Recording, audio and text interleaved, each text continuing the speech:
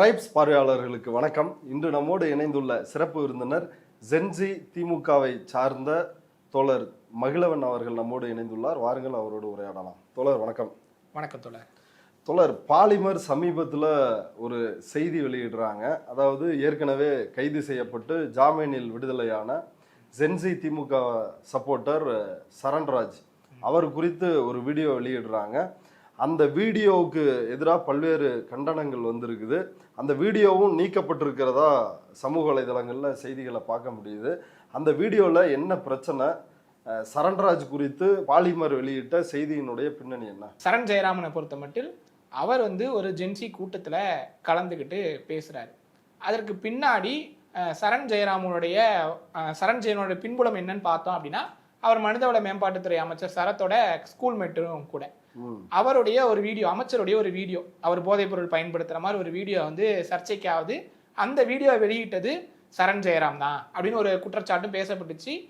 சரண் ஜெயராம தனிப்பட்ட தாவேகா நிர்வாகிகள் ஃபோன் பண்ணி நான் உன்னை கொன்றுவேன், வெட்டிடுவேன் அப்படி இப்படிலாம் மிரட்டுறாரு. அவர் தாம்பரம் காவல் நிலையத்தில் போய் எனக்கு பாதுகாப்பு வேணும் அப்படின்னு ஒரு கேஸும் கொடுக்குறாரு. இப்படி இருக்கக்கூடிய சூழல்ல ஒரு 4 பெண்கள், தாவேகாவை சார்ந்த பெண்கள், அந்த பெண்கள் போய் என்ன தனிப்பட்ட முறையில் ஆபாசமாக பேசுறாரு அப்படின்ற ஒரு வழக்கில் இவர் மேலே போய் குளத்தூரில் கம்ப்ளைண்ட் கொடுக்குறாங்க. அந்த வழக்கின் அடிப்படையில் காலையில் 4:30 மணிக்கு வீட்டில் மேல் மாடியில் தூங்கிட்டு இருந்தவரை வீட்டில் இருக்கவங்களை கூட தகவல் சொல்லாமல் அரெஸ்ட் பண்ணுறாங்க. அந்த அரெஸ்ட்டுக்கு பின்னாடி முறையான எந்த சட்ட முறையும் பின்பற்றலைன்னு சொல்லி நீதிமன்றம் அவங்கள ரிலீஸ் பண்ணுது அன்றைக்கி சாயந்தரமே. அந்த வீடியோவை எடுத்து போட்டு பாலிமர் அவர் இப்படி ஆக்ஷன்லாம் காட்டுவார். வெளியே அவங்க பொய் வழக்கு போடுறீங்களாடா அப்படின்னு சொல்லி அங்கே நிறைய இளைஞர்கள் கூடி ஒரு ஆக்ஷன்லாம் காட்டி ஒரு வீடியோ வருது. அந்த வீடியோவை எடுத்து போட்டு யார் இந்த சரண் ஜெயராமன் பாருங்க அப்படின்னு பாலிமர் ஒரு ஸ்டோரி பண்ணுறான். அதில் என்ன பண்ணுறாங்க அப்படின்னா, அவங்க இதுக்கு முன்னாடி பிரைட் பேரணியில் போன வாரம் நடந்த பிரைட் பேரணியில் கலந்துக்கிட்டு ஆடக்கூடிய ஒரு வீடியோ, அந்த வீடியோவை எடுத்து போட்டு இவங்க பாருங்க, இவங்க இவ்வளோ ஆபாசமாக நடந்துக்கிறாங்க அப்படின்னு கேலி செய்கிற விதமாக அந்த வீடியோ தொகுப்பு முழுக்க இருக்கு. குறிப்பாக அதில் அந்த வீடியோவில் அவங்களோட இருக்கக்கூடியவங்க ஒரு திருநர் செயற்பாட்டாளர், சமூக செயற்பாட்டாளர். அவங்க ஒரு வெளிப்படையா அறிவிச்சாங்க என்னன்னா, அக்னி பிரதீப் அவங்க வெளிப்படையா அறிவிச்சாங்க என்ன அப்படின்னா, நீங்க இந்த வீடியோ நீக்கணும், பொது வழியில அப்பாலஜி கேட்கணும், மன்னிப்பு கேட்கணும். ஏன்னா நீங்க என்னோட உரிமை இல்லாம நான் ஒரு திருநர் செயற்பாட்டாளர், என்னோட வீடியோவோ உங்களுடைய சுயலாபத்துக்கு நான் சம்மந்தப்படாத ஒரு வழக்கு, எனக்கும் அந்த வழக்குக்கு சம்மந்தம் இல்லை, நான் அந்த பிரச்சனைக்குள்ள உள்ளேயும் வரல. அப்படி இருக்கும்போது நாங்கள் 2 பேரும் ஆடக்கூடிய ஒரு வீடியோவை என்னுடைய அனுமதி இல்லாமல் நீங்கள் எப்படி எடுத்து வெளியிடலாம் அப்படின்னு சொல்லி பிரச்சனையை கலப்பினதுக்கு பின்னாடி ஒரு நல்ல ஊடகமாக இருந்தால் அவங்க பொது வழியில் மன்னிப்பு ஏற்றுக்கணும், நாங்கள் இப்படி செஞ்சது தப்பு அப்படின்னு ஒரு அப்பாலஜி கேட்டிருக்கணும். ஆனால் அதை கேட்காம வீடியோவை மட்டும் டெலீட் பண்ணிட்டு பாலிமர் மியூட் மூடுக்கு போயிருக்காங்க. அது பால் புதுமையினர் நடத்திய ஒரு பேரணி. ஆமாம், வருஷம் ஜூன் மாசத்துல அது பால் புதுமையினர் மாதமாக கொண்டாடப்படும். அதில் ஒரு அங்கமாக பேரணி சென்னை, கோயம்புத்தூர் போன்ற பெருநகரங்களில், பெங்களூர் போன்ற நகரங்களில் நடக்கும். அதில் அவங்க குறிப்பாக அந்த பேரணியில் கலந்து கொள்ளுங்க பற்றி நம்ம பேசணும். அதில் தன்னுடைய அடையாளத்தை வெளிப்படுத்திய பால் புதுமையினரும் கலந்துப்பாங்க, தன்னுடைய அடையாளத்தை வெளிப்படுத்தாத பால் புதுமையினரும் தன்னுடைய முகத்தில் வண்ணங்கள்லாம் பூசிக்கிட்டு அவங்க கலந்துப்பாங்க. ஏன்னா மெயின் ஸ்ட்ரீம் மீடியாஸ் அந்த நிகழ்ச்சியை கவர் பண்ணுறப்ப தன்னுடைய அடையாளம் வெளிப்பட்டுருமோ அப்படின்ற ஒரு பயத்தில் பொது சமூகம் இன்னும் அவங்களுக்கு அங்கீகாரத்தை கொடுக்குறன்ற அச்சத்தில் அவங்க அந்த மாதிரியான மேக்கப்போட அந்த பேரணியில் கலந்துப்பாங்க. அப்படியான சூழல்ல அப்படியே ஒரு பேரணியில் கலந்துக்கிட்ட ஒரு சூழலை சொல்லப்போனால் இன்னும் ஒடுக்கப்படுறா இருக்கக்கூடிய பால் சிறுபான்மையாக இருக்கக்கூடிய LGBTQ சமுதாயத்தை சார்ந்தவர்கள் கலந்து கொள்ளும் பேரணியில் கலந்து அந்த வீடியோவை எடுத்து உள்ளர்த்தம் கற்பிக்கிற மாதிரி ஏற்கனவே சமூக வலைதளங்களில் பாலிமர் போன்றவங்க இந்த வானவில் அப்படின்னு சொல்லி அந்த சமூக மக்களை இந்த வீடியோவுமே அப்படி வானவில் தோழர்கள் அப்படின்னு தாவேகா தரப்புல DVK தரப்புல என்ன பண்றாங்கன்னா வானவில் தோழர்கள் அப்படின்னு இழிவுபடுத்துறாங்க. சொல்ல போனா இந்த வீடியோவுக்கும் அந்த பேரணிக்கும் தொடர்பு இல்லை, அந்த வீடியோவுக்கும் அந்த வீடியோவில் இருக்கக்கூடிய நபர்களுக்கும் தொடர்பு இல்லை. அரசியலா ஒரு வழக்கு நடக்குது, அவங்களுக்கும் தொடர்பு இல்ல. அரசியலா ஒரு வழக்கு நடக்குது, அரசியலா விமர்சனம் பண்ணணும், அரசியலா அவங்க மேல நீங்க அடுத்த கட்டத்துல வழக்க வைக்கணும். அப்படி செய்யாம அவங்களுடைய பழைய வீடியோஸ் எல்லாம் எடுத்து கொண்டு வச்சுட்டு அந்த பாலிமர் போட்ட வீடியோல என்ன கண்டென்ட் தவறா சித்தரிச்சிருக்காங்க அப்படின்னா என்னென்னலாம் அந்த வீடியோல இருந்துச்சு? அந்த வீடியோல அவங்களும் திருநர் செயற்பாட்டாளர் அக்னி பிரதீப்பும் ஆடக்கூடிய அந்த வீடியோ தான் அவங்க அங்கங்க அவங்களும் ஆடக்கூடிய வீடியோவை அங்கங்க கட் பண்ணி வைக்கிறாங்க. நான் என்ன கேட்கிறேன், ஒரு 2 பேர் ஒரு பொது பேரணியில ஆடுறாங்க, அது அவங்களுடைய தனிப்பட்ட விருப்பம். அப்படி இருக்கிற போது அந்த வீடியோவை சம்பந்தப்பட்டவங்களோட அனுமதி இல்லாம எடுத்து ஒரு மீடியா எப்படி போடலாம்? என்னுடைய வீடியோ பகிர்னா நீங்க என்கிட்ட அனுமதி கேட்கணும்ல. நான் தனிப்பட்ட இதே முறையில போலதானே பகிர்ற ஹாப்பி video. ஸ்ட்ரீட்ஸ் இந்த மாதிரி எல்லாம் வந்து நிகழ்ச்சிகள்லாம் நடக்குது. நீ ஆமா. பொதுவா ஒரு வீடியோ அதுல எடுத்து எல்லாருமே ஒரு கூட்டமா ஒரு மாசா இருக்கிற ஒரு வீடியோ எடுத்து போட்டா அது தப்பு இல்ல. தனி நபர்களை ப்ரொஜெக்ட் பண்ணி ஜூம் பண்ணி கட் பண்ணி அதை வந்து அவங்க அங்க அடையாளங்களை காட்டுற மாதிரி கட் பண்ணி ஸ்கிரீன்ஷாட்ஸா நீ ஒட்டுறனா நீ என்ன சொல்ல வர பொது சமூகத்துக்கு? அதாவது நீதிமன்றம் அவரை வந்து பெயில் கொடுத்த பிறகு அவரை டேமேஜ் பண்ணோம். காவல்துறை முறையா வந்து எந்த எந்த இதையும் ஃபாலோ பண்ணல, முறையா அந்த வழக்குல எதையும் செய்யல, முறையா கைது பண்ணலன்னு சொல்லி அவங்கள அவங்கள வந்து விடுதலையே பண்ணிடுச்சு. நீ விடுதலையே பண்ணதுக்கு அப்புறம் நீ அவங்கள கேள்வி பண்ணணும் அப்படின்ற நோக்கத்துல பண்றனா நீ ஒரு சார்பு மனநிலை இருக்க. நீங்க போய் விஜயை பாக்குறீங்க, முதலமைச்சர் விஜய் அவர்களை பாக்குறீங்க, உங்களுக்கு ஒரு சார்பு மனநிலை இருக்கு. நீங்க போடுற வீடியோ எடுத்து தாவேக்காரன் வானவில்னு அந்த சமுதாயத்து மக்களையும் சேர்த்து மன உளைச்சலுக்கு உள்ளாக்கக்கூடிய வேலையை செய்யறான். அப்போ உங்களுடைய உள்நோக்கம் என்ன? யாராவது அரசை எதிர்த்தா இல்ல அரசை எதிர்த்து பேசுறாங்கன்னா அவங்க நாங்கள் வந்து எப்படி வேணால் முடக்குவோம், அப்படி வேணால் எவ்வளவு பிலோ தி பெல்ட் வேணால் இறங்கி நாங்கள் வந்து அடிப்போம், அது நான் மெயின் ஸ்ட்ரீம் மீடியாவாக இருந்துட்டே பாலிமர் வந்து நான் செய்வேன் அப்படின்னா இது எவ்வளவு கேவலமானது. இதை எதிர்த்து கேள்வி கேட்காம இருக்கிறது எவ்வளவு அசிங்கமாக இருக்குது. இவங்களாம் ஊடகம்னு சொல்லிட்டு எதுக்கு சுற்றணும்?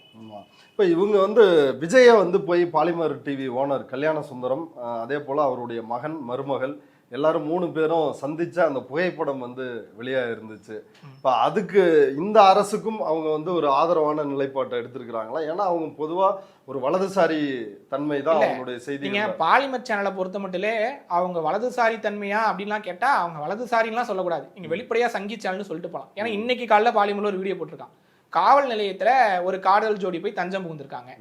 அவங்க வீட்டில் இருக்கக்கூடிய பேரண்ட்ஸ் போய் சமாதானப்படுத்துறதுக்கு காலில் எல்லாம் விழுந்து அந்த பொண்ணு காலில் விழுந்து ஏதோ சமாதானப்படுத்த முயற்சி பண்றாங்க. அந்த வீடியோவை எடுத்து போட்டு 23 வருஷமாய் வளர்த்த பெண் புறம் தள்ளிய பெற்றோரை புறம் தள்ளிய பெண்ணுன்னு வீடியோ போடுறேன். நான் என்ன கேட்கறேன், நாங்க நிறைய காதல் திருமணத்தை செஞ்சு வச்சிருக்கிறோம். காதல் திருமணத்தை செஞ்சு வைக்கும் போது புரிதல் இல்லாத சமூகம் தான் காதல் திருமணத்தை பத்தி இந்த சமூகம். அப்ப நிறைய பேரண்ட்ஸ் வந்து என்ன பண்ணுவாங்கன்னா மண்ணவாரி தூத்திலாம் சாபம் விட்டுட்டு போவாங்க. ஆனா ஒரு 2-3 மாசத்துல அவங்க சரியா வாழ்றாங்க, நல்லபடியா வாழ்றாங்கன்னா அவங்களே மனமுகம் வந்து ஏற்று அன்னைக்கு தெரியாம இப்படி பேசிட்டோம்ப்பா மன்னிச்சிருங்கப்பா அப்படின்னு எங்கள்கிட்ட நேரடியா கேட்ட பெற்றோர்லாம் ஒரு கோவத்துல இத்தனை வருஷம் நம்ம வளர்த்த பொண்ணு நம்ம சொல் பேச்சை கேட்கலன்னு ஒரு கோவத்துல ஒரு ஆதங்கத்துல பெற்றோர் செய்யக்கூடிய நிகழ்வு. அதை எடுத்து ஒரு மெயின் ஸ்ட்ரீம் மீடியா இப்படிலாம் வீடியோவை போட்டு கட் பண்ணி போடுதுன்னா தன்னுடைய டிஆர்பி ஏத்துறதுக்கு, தன்னுடைய வலதுசாரி புத்தியை காட்டுறதுக்கு, தன்னுடைய சங்கி புத்தியை காட்டுறதுக்கு பாலிமர் எந்த லெவலுக்கும் போவாங்க. அதுக்கு இந்த மாதிரி நிறைய உதாரணத்தை காட்டலாம். நீங்க பாலிமர்ல எடுத்து பாத்தீங்கன்னா எதெல்லாம் தேவையில்லாததோ சமூகத்துக்கு அதையெல்லாம் வந்து பெருசா ஒரு செய்தியா காட்டக்கூடிய வேலையை பாலிமர் தொடர்ச்சியா செய்வாங்க. இப்ப இது தொடர்பா அக்னி பிரதீப் அவங்க ஏதாவது புகார் கொடுத்தாங்களா? எதனால இந்த நீக்கம் நடந்துச்சு? ஏன்னா யாருடைய வீடியோவையும் அவங்க அவ்வளவு சீக்கிரத்துல நீக்கினதே இல்லையே. பொதுவா அவங்க எதுவும் நீக்க மாட்டாங்க. எப்படி இந்த வீடியோ வந்து நீக்கப்பட்டது பாலிமர் சேனல்? அவங்க வந்து முறையா சொன்னாங்க, நீங்க வீடியோவை நீக்கிட்டு நீங்க பொதுவா மன்னிப்பு கேளுங்கன்னு சொன்னாங்க. அதை பாலிமர் நிர்வாகம் செய்யல. வீடியோவை மட்டும் நீக்கிட்டு அமைதி காத்துட்டாங்க. அப்படி இருக்கும்போது நான் சட்ட நடவடிக்கை எடுப்பேன்னு சொல்லி அவங்க முறையா காவல்துறையில புகார் கொடுத்து காவல்துறையில இன்னைக்கு அவங்க கேஸ் ரிஜிஸ்டர் பண்ணியிருக்காங்க. இனி கோர்ட்ல வந்து இவங்க பதில் சொல்லிக்கிட்டோம். ஆனா இது இந்த ப்ராசஸ் இருக்கு இல்லையா, இவங்க போய் வழக்கு கொடுக்குறாங்க. இது ஒரு சாமானியனால செய்ய முடியுமானா செய்ய முடியாது. இவங்க ஒரு சமூக செயற்பாட்டாளா, திருநங்கை செயற்பாட்டாளா, சமூக விலங்குகளை உடைச்சிட்டு களத்துக்கு வந்ததுனால இவங்களால செய்ய முடியுது. ஆனா இன்னைக்கு காலையில இவங்க போட்ட காதலர் ஜோடி போய் இவங்க என்னை அனுமதி இல்லாம என் வீடியோ போட்டாங்க அப்படின்னா செய்ய முடியாது. இப்படி இங்க இருக்கக்கூடிய விளிம்புநிலையை சார்ந்த மக்கள் ஒரு நீதிமன்றத்துக்கு போய் காவல் நிலையத்துக்கு போய் வழக்காட முடியுமானா முடியாது. அந்த இயலாமையை பயன்படுத்திக்கிட்டு தன்னுடைய டிஆர்பியை ஏத்துறதுக்கு இந்த மாதிரி கேவலமான வேலையை இவங்க தொடர்ச்சியா செய்யறாங்க. இவங்க புகார் கொடுத்ததுனாலதான் நீக்கி இருக்காங்க வீடியோ. ஆமா, நீங்க புகார் கொடுத்து அவங்க பகிரங்கமா சமூக வலைதளங்கள்ல வந்து விமர்சனங்கள் வந்ததுக்கு பின்னாடி அதை வந்து சமாளிக்க முடியாம அதுக்கு எந்த மறுப்பும் சொல்லல, இல்ல சமாளிக்கக்கூடிய பதிலும் எதுவும் சொல்லல, சத்தம் போடாம வீடியோ மட்டும் நீக்கிட்டு மியூட் மூடுக்கு போயிடுச்சு பாலிமர். ஓகே, அவங்க எல்லாரையுமே இப்ப திமுக, விடுதலை சிறுத்தைகள் இந்த மாதிரி எல்லாரையுமே அப்படிதான். இப்ப விடுதலை சிறுத்தைகள்லாம் வந்து சிறுத்தை குட்டி அப்படின்னு வந்து செய்தி இது வந்து நீங்க பாத்தீங்கன்னா நீங்க விடுதலை சிறுத்தைகளை அவங்க விமர்சிக்கிறதாகட்டும், திமுக அவங்க விமர்சிக்கிறதாகட்டும், இதெல்லாம் கருத்தியல் ரீதியா விமர்சனம் வைக்கிறாங்களான்னா கருத்தியல் ரீதியாலாம் எந்த விமர்சனமும் இருக்காது. சிறுத்தை குட்டிகள், ஜீன்ஸ் பேண்ட் போட்டுக்கொண்டு வந்த சிறுத்தை குட்டிகள் அப்படின்னா இவங்கன்னா ஒரு சாதிய மனநிலையிலிருந்து எதிர்த்தரப்பினர் வைக்கக்கூடிய விமர்சனம். அந்த விமர்சனத்தை அப்பட்டமா நான் மீடியாவா இருந்து பண்ணுவேன்றத ரொம்ப துணிச்சலா செய்யக்கூடிய மீடியா. அதாவது மீடியாவுக்குன்னு சில அறங்கள்லாம் இருக்கும். இப்ப புதிய தலைமுறை சமஸ்லாம் இருக்காரு, அவர் வந்து திமுகவுக்கு எதிராக தான் வேலை பார்ப்பாரு. அதிமுக கூட்டணி வச்சுச்சா, அதிமுக கூட்டணி வச்சுன்னா ஒவ்வொரு முறையும் அதிமுக இருந்து எம்எல்ஏக்கள் ராஜினாமா பண்ணிட்டு வரப்பெல்லாம் வந்து இவர் இந்த டிபேட்டை தூக்கிட்டு வந்துருவாரு. இவரா ஒரு வயசான ஒரு காதர் மொய்தீன் அவரை உட்கார வச்சுட்டு அவர் வாயில ஸ்டாலின் தானே அவங்கள்ட்ட பேசினாரு சொல்லுங்க, ஸ்டாலின் தானே அவங்கள்ட்ட பேசினா சொல்லுங்க, இவரோட விருப்பப்பட்ட பதிலாம் சொல்லிப்பாரு. அவங்க கூட அந்த நடுநிலைத்தன்மையை வந்து காப்பாற்றணும் அப்படின்ற ஒரு இக்கட்டான சூழல் இருக்காங்க. ஆனா இவ பாலிமருக்கு அப்படி எந்த இக்கட்டான சூழலும் இல்லை. தாராளமாக என்ன வேணால் செய்யலாம், எவ்வளவு பிலோ தி பெல்ட் வேணால் போவேன் அப்படின்னு ஜாலியாக, எப்படி சொல்கிறது, ஒரு கட்டுக்கடங்காத குதிரை போல் அவங்க எதை வேணால் செய்வேண்டா, நான் தான்டா மெயின் ஸ்ட்ரீம் மீடியா, நீ எனக்கு எதிராக பேசுனீங்கன்னா நான் வந்து உன்னை இப்படி தான்டா முடக்குவேன் அப்படின்ற அளவுக்கு செயல்படக்கூடிய ஒரு, எப்படி சொல்கிறது, ஒரு மீடியாஸ்ன்னு இருக்கக்கூடிய அறம், அடிப்படை அறம் எதுவுமே கிடையாது, ஒரு நாகரிகம் எதுவுமே இல்லாத ஒரு மீடியாவாக வந்து நம்ம பாலிமரை பார்க்கலாம். இப்போ பாலிமர் வந்து ஒரு நல்ல மீடியாவாக இருந்தான்னு வச்சுக்கோங்களேன், அவர் ரிலீஸ் பண்ணிட்டாரு, என்ன வழக்கில் ரிலீஸ் பண்ணிட்டாங்க அப்படின்றத எடுத்து போட்டு அதில் இருக்கக்கூடிய சாதக பாதங்களை பேசணும். இவர் மேல வழக்கு கொடுத்தாங்களே, ஒரு 4-5 பெண்கள் போய் நின்று வழக்கு கொடுத்தாங்க. அந்த பெண்கள் வந்து ரொம்ப பகிரங்கமா சொல்றாங்க என்னன்னா, நீங்க வந்து சரண் வீடியோலாம் எடுத்து உங்க மீடியால போட்டீங்கன்னா பீப் சவுண்ட் போடாம போட முடியாது அப்படின்னு சொல்றாங்க. ஓ, அவ்வளவு கொச்சையா பேசிட்டாரா அப்படின்றது ஒரு பக்கம் இருக்கட்டும். நீங்க அந்த 4 பேர் வந்து என்ன சொல்றாங்க, தொடப்பக்கட்ட அப்படின்ற வார்த்தை எல்லாம் பேசுறாரு. இல்ல, நான் என்ன சொல்றேன், ஆபாசமா 4 கெட்ட வார்த்தை பேசி ஆபாசமா உடல் மொழி பண்றதுக்கு தொடப்பக்கட்டைன்றது ரொம்ப ஆபாசமா ரொம்ப கெட்ட வார்த்தையா எனக்கு தெரியல. அது ரொம்ப புழக்கத்துல இருக்கக்கூடிய ஒரு சொல்லாதான் நான் பாக்குறேன். நான் என்ன சொல்றேன், இந்த 4 பேர் புகார் கொடுத்தாங்கல்ல, அவங்க என்ன சொல்றாங்க, எங்க வீடியோஸ் எல்லாம் போய் பாருங்க, எங்க வீடியோஸ் எல்லாம் எப்படி இருக்கு தெரியுமா அப்படின்றாங்கல்ல. அவங்களுடைய வீடியோஸை போய் பார்த்தோம் அப்படின்னா திமுகவை சார்ந்த செயற்பாட்டாளர்கள், குறிப்பா அந்த மதுரையில ஒரு பொண்ணு லவுட் ஸ்பீக்கர்னு நினைக்கிறேன், அந்த பொண்ணோட ஐடி பேரு, அந்த பொண்ணு ஸ்ரீமதி, அந்த பொண்ணு பேசக்கூடிய வீடியோல எடுத்து போட்டு அவ்வளவு ஆபாசமா நீங்க காது கொடுத்து கேட்க முடியாது, அவ்வளவு கேவலமா அந்த 4 பெண்கள் பேசியிருக்காங்க. குட்டிமையா போன்றவர்கள் அவங்க இந்த வழக்கில் வரலைனாலும் அவங்க அவ்வளவு ஆபாசமா கேவலமா முன்னாள் முதலமைச்சர்களை பற்றி, சமூக செயற்பாட்டாளர்களை பற்றி, திராவிட இயக்க செயற்பாட்டாளர்களை பற்றி அவ்வளவு கேவலமாக கொச்சையாக அருவருக்கத்தக்க மாதிரி சொல்லப்போனால் அந்த வீடியோ எங்க நீங்கள் பொது வழியில் திறந்து கேட்டுட்டீங்கன்னா பக்கத்தில் இருக்கவங்களாம் அவங்கள அசிங்கமாக பார்ப்பாங்க. அந்த அளவுக்கு கேவலமாக இருக்கும். அவ்வளவு ஆபாசமான ஒரு உடை, ஒரு மொழி அவ்வளவு கேவலமாக இருக்குது. அப்படியான வீடியோஸை அவங்க போட்டிருக்காங்க. அதை எடுத்து போட்டு இந்த வழக்குலேருந்து ஒரு வெளியே வந்துட்டாரு, இது ஒரு பொய் புகார், இது ஒரு கவுண்டர் புகார்னு பாலிமர் சொல்லியிருந்தானா அது நியாயம். ஆனால் அப்படி எதையும் செய்யாமல் இப்படி சரணை மட்டும் கார்னர் பண்றது தான் ஒரு தாவே காசும்பு, தன்னுடைய சார்பு நிலையை வெளிப்படுத்துறதுக்கு இது ஒரு வாய்ப்பு அப்படின்றத நம்ம பார்க்கணும். ஓகே தோழர், இப்போ இதில் அடுத்த கோர்ட்டில் என்ன நடக்க போகுதுன்னு பார்ப்போம் பொறுத்திருந்து. இவ்வளவு நேரம் நம்முடைய பார்வையாளர்களுக்காக நேரத்தை ஒதுக்கி கருத்துக்களை பகிர்ந்துட்டது நன்றி. நன்றி தோழர்.